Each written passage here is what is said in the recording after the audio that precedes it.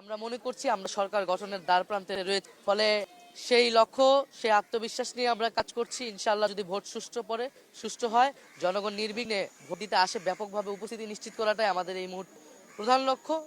আজকে 12ই ফেব্রুয়ারি বাংলাদেশের জন্য এক ঐতিহাসিক দিন। ত্রয়োদশ সংসদ নির্বাচন আজকে সকাল 7:30টা থেকে ভোট শুরু হয়েছে। আমি এই কেন্দ্রে, রহমতুল্লাহ কলেজ এই কেন্দ্রে আমি আমার ভোট প্রদান করলাম। আমার জীবনের প্রথম ভোট আমি প্রদান করলাম। নীরব পরিবেশেই নির্বিঘ্নে আমি ভোট প্রদান করলাম।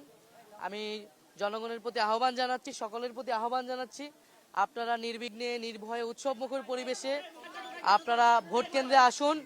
আপনারা দলে দলে সবাই ভোট কেন্দ্রে আসুন।